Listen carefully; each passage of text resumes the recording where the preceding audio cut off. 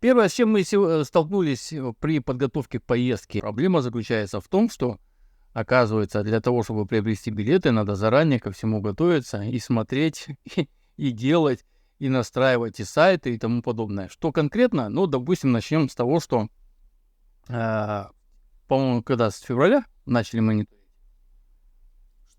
Билеты на самолет нет. С прошлого года? Ну, с прошлого года, ну, получается, с декабря, да? Нет. С лета. Да. То есть мы начали смотреть это все, как я вам говорил, мы только приезжаем с одного отпуска, сразу начинаем готовиться с другого. Вот с лета мы смотрели, искали, ну, конечно, сначала давайте там разберемся, искали место, куда нам поехать, да, после этого мы решили, что необходимо, естественно, нам лететь на самолете и подбирали билеты на самолет. Выяснилось, что субсидированные билеты, да, которые мы можем потянуть по деньгам, они достаточно редкие животные, вот, поэтому их надо заранее отслеживать. И получается, что с Дальнего Востока, конкретно с Благовещенска, сейчас уже можно приобрести билеты непосредственно с Благовещенска до Москвы прямой рейс, но, к сожалению, нас не устраивает время вылета и даты вылета. Почему? Потому что они тут достаточно редки. Вот. Поэтому нам пришлось выбрать поездку из Хабаровска. Столкнулись с чем? Сначала мы начали, когда готовить вот этот билет, оказалось, что достаточно проблематично зарегистрироваться. То есть сделать свой аккаунт в Аэрофлоте. Сразу рекомендую, ни в коем случае не заполняйте все данные и тому подобное, свои там и так далее, именно с мобильного приложения Аэрофлот, потому что это такой геморрой оказался. То есть там пальцами пытаешься тыкнуть то, что нужно написать, в конечном итоге это не получается, и лучше работать и заполнять все данные через сайт, то есть на компьютере. Это будет проще, удобнее и безопаснее.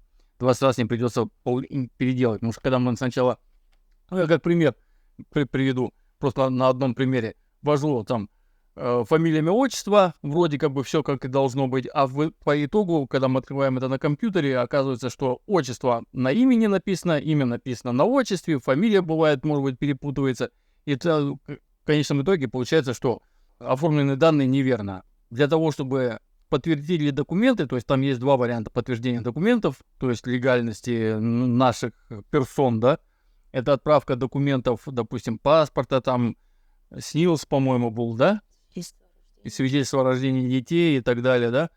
То есть надо отправлять, именно там, читайте внимательно, во-первых, определенные параметры самого файла, то есть там 300 DPI должно быть, а не 200 DPI, если вы сканируете документы. Ну, короче, много таких ограничений, которые обязательно прочитайте, потому что если вы отправляете эти файлы, и они не соответствуют их критериям, не знаю, почему там 300 DPI, не 150, для чего это такие сложности, я не знаю, вот, то эти документы могут не пройти просто-напросто, и вам откажут в оформлении. У нас вот лично получилось так, что мы оформляли свои документы на подтверждение 3 раза отправляли, по-моему, да? 3 раза.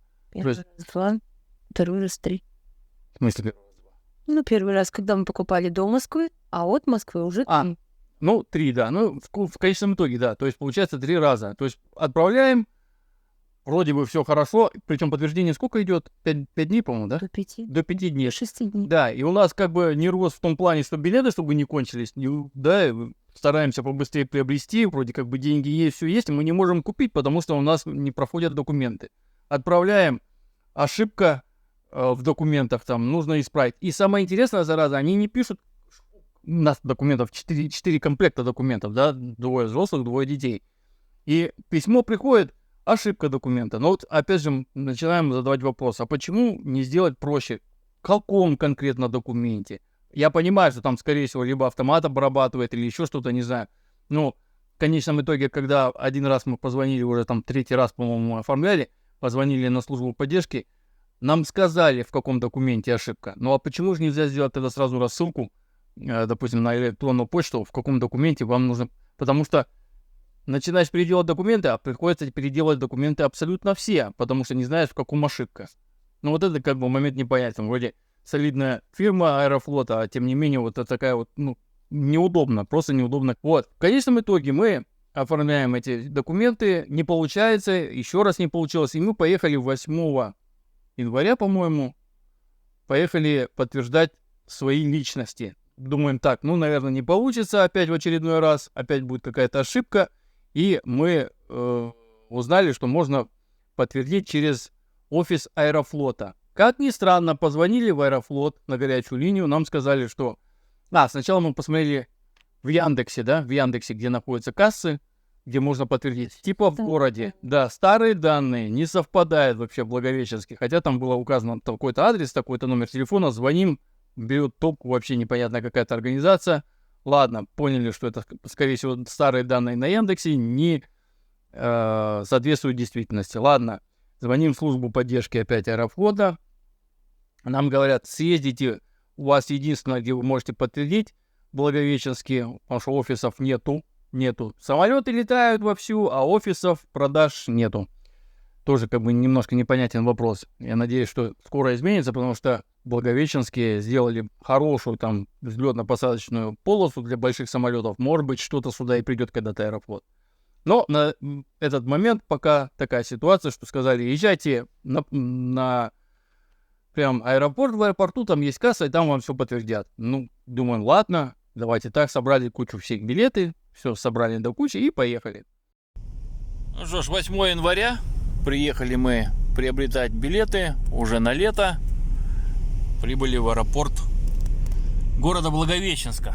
Вот, но с учетом того, что у нас просто мы первый раз и, ну как сказать, нет у нас подтвержденного аккаунта и тому подобное. Вот мы приехали подтверждать на наши эти билеты. Пока как бы нету возможности сделать это онлайн. Приезжаем туда, оказывается, тоже все это неправда. Потому что кассы самого Аэрофлота там нет. Касса просто принадлежит аэропорту. Там, ну, на местной линии, короче, они не могут подтвердить наши документы.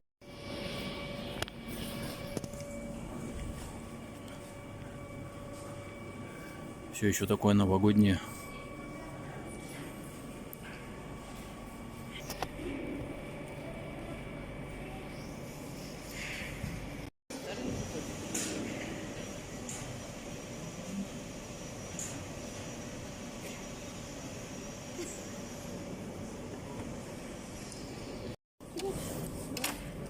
Здравствуйте. Подскажите, пожалуйста, частично уже услышали по Аэрофлоту. Мы делали бронирование. Да. И вот... Да. Аэрофлот, огонь. Я понял. Вы уже, да, я вот говорю, вы цапый человек, кто делает там это. Девочки, девушка, вы не бронировали нигде? Бронь не создавали? Не на сайте? Создавали? Смотрите, чтобы это двойного бронирования не было. Может быть, надо позвонить. Она это отменится. Я ее оплачивать не буду. Вы уверены?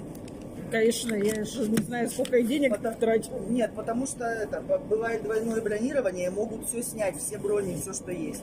Поэтому позвонить те данные, которые у вас есть, позвоните, отменить. Только не по этим билетам, а тем, которые вы там на сайте бронировали. Так, а подскажите еще такой вопрос. Ну, у нас просто как бы вот этот, то, что мы регистрировались на их сайте, на Аэрофлотовском, да, у нас получается, что там надо было подтвердить документы, ну, которые мы загружали, да. Я к тому, что вы не подскажете, где тогда вообще можно подтвердить документы? У нас что-то с Аэрофлотом связанное есть в городе? У нас, видите, в чем дело? Аэрофлот, ближайшая касса в Хабаровске. Да. И если у нас летают представители, вот они сейчас пока в СЭВах находятся, которые обслуживают рейс, мы кассы. Поэтому я даже не знаю, чем вам помочь. Мы здесь создаем свои бронирования, но у нас есть комиссионный сбор, то есть надо подключаться. И чужие бронирования на сайтовские мы не выписываем. Ну, то есть, другими словами, если нам на сайте вот документы не пройдут проверку, мы ничего не сможем сделать нигде, да? Я даже не знаю, что там вообще, что там должно происходить. Мы работаем в операционной системе, на сайте. Мы видите как, мы когда писали, и я потом там в службу поддержки звонил, они говорят, приезжайте, говорят, говорит, у вас в городе нету, единственное, говорит, касса Аэрофлота находится в аэропорту. Типа, приезжайте туда, вам это подтвердят документы и все. То есть все это, мягко говоря, неправда, да? Вообще. У нас с ними есть договорные отношения обслуживать рейсы, багаж, оплату Мгм. принимать и все такое, но это тоже со сбором. А, собственно, касса у них в Хабаровске ближайшая. Поэтому я даже не знаю, чем вам помочь, как там что подтверждать и так далее. Мгм. Ну, понял, ладно, спасибо. Ну, конечно, схватились за голову и не знали, что делать дальше. Потом опять внимательно залезли на сайт, опять внимательно все документы перепрочитали, какие они должны быть, какого формата, что там нельзя их редактировать. В редакторе не должно быть никаких этих самых 300 этих DPI должно совпадать и так далее, и так далее. Потом у нас еще одна была ошибка, самая интересная. Ошибка тоже, если автомат проверяет, то как он пропустил. Ну, давайте немножко позже. В общем, загрузили мы все документы, в конечном итоге нам их одобрили. Первый раз мы отправляли, когда покупали билеты до Москвы, отправили на сына документы, там была ошибка, то есть, как там правильно было, что было старое свидетельство о рождении, и номер этого старого свидетельства о рождении было прописано в прописке, да. Документы прошли, то есть у одного и у второго, правильно же? Да. То есть документы прошли, мы купили билеты в одну сторону. Стали покупать билеты в обратную сторону из Москвы в Хабаровск. То же самое, те же самые документы загружаем. Нам ошибка документов. Странно, думаем, вроде уже и 300 DPI совпадает, и все совпадает, все хорошо. Еще раз повторно отправляем. Я напомню, что каждый раз, когда отправляешь, 5 дней мы ждем. То есть 5 дней проходит, там 3 дня проходит, да, по-разному. По-разному, 2-3 дня в основном. Да. Потом просто до 6 дней, а по сути 2-3 дня и не присылают либо отказ, либо одобрено. Вот, то есть один раз отказ, я думаю, ну, что-то непонятно. Ладно, еще раз повторно загрузили, опять отказ. Потом я опять звоню, опять в эту службу Аэрофлота звоню, поддержку, говорю, посмотрите, пожалуйста, объясните нам. Те же самые документы абсолютно отправляем. Девушка, сейчас посмотрю. Смотрит и говорит, а потому что у вас не совпадает на прописке номер свидетельства о рождении. А мы свидетельство о рождении меняли, потому что были утеряны в свое время, это еще там, по-моему, полгода или год назад. Я тогда задаю вопрос, а как же так получилось, что мы тогда, получается, в одну сторону с этими же документами мы купили, а обратно почему-то нет? Она говорит, я не знаю. В срочном порядке бежим, едем, изменяем все данные в паспортном столе. Ну, хорошо, благо это заняло у нас буквально 2 дня. Вот, мы, конечно, были немножко в шоке в том плане, что могли опять профукать все места. Мы очень хотели выбрать именно конкретные места в самолете. Вот, но в данном случае нам повезло. Мы все это дело успели, загрузили документы и смогли приобрести билеты на самолет на то время, на которое нам нужно. Вот чтобы не совершать вот этих наших ошибок, мы вас предупреждаем, что готовьте свои аккаунты на сайте Аэрофлота, пожалуйста, заранее. Все данные перепроверяйте, загрузите туда. Даже если вы собираетесь лететь, допустим, через год, проверьте актуальность всех данных, пожалуйста, все документы и так далее. И если вдруг в течение какого-то времени вы что-то меняете в документах, утеряли там или еще что-то, не забудьте, пожалуйста, поправить вот это все дело именно в личном кабинете. Это сократит очень много времени. Билеты мы забронировали, документы, слава богу, как бы у нас это подтвердили. Теперь мы зашли на сайт Аэрофлота, будем выбирать места. Места мы хотим выбрать, ну, вот, допустим, начинаем, да. Мы хотим взять возле крыла с правой стороны, чтобы солнце в глаз не светило. Короче, я буду лететь на месте 34. Так, следующий пассажир у меня полетит Ноченка на 33-м месте. О, тут написано, что ты даже девочка, видишь? А я мальчик. Следующий. Вот и разобрались. Вот и разобрались. Так бы мы не догадались, да? Так, Гордейка у нас летит с папой, потому что ему жить охота. Так, он сказал, что с папой больше шансов выжить. Да. Но малой уже это, как бы, с кем придется. Как бы что? Как бы с кем придется. Вместо 33G. Так, ну что, выбор места завершен. Так, проверяем. Все, подтвердить выбор. 2200 стоит выбрать билеты в эконом-классе. 2 из них с окошком. С иллюминатором. Два рядышком. Итого у нас вышло по субсидированным билетам с выбором места. Вот она внизу, 38 200. Это в одну сторону. О, данных пассажирах 25. Тебя 81, что ли? Нифига, наконец-то. Вот это был кипиш у нас тут. Оплатить.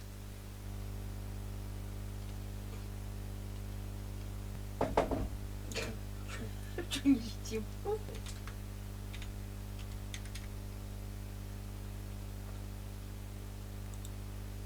А что постоянно баба одна и та же?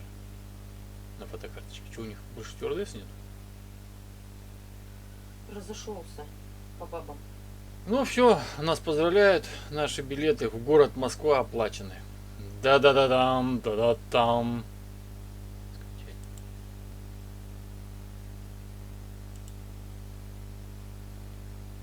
Нет, должны же быть билеты. Вот они. И ты что, ты тоже летишь, что ли? Хрень. Я хотел как бы отдохнуть, в принципе, как бы это.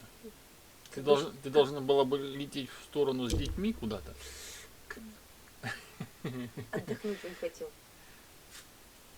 Гордей Сергеевич у нас, что ли, разве? Ну, уж ему твое общество дал. Как билет Стоп, идет? это монолога? Чего у него билет стоит? Получается. Ну так же. Нет, нифига. 5400. А Нет. почему? Где ребенок? У нас по А, десятке. Если 200 у него. Малой молодец, сэкономил нам. 5000 туда, 5000 В обратно. отличие от некоторых 12-летних. Десятку сэкономил. А если бы мы этим летом полетели бы? Уже нет, да? Не, Гордейка бы еще как за малого зашел.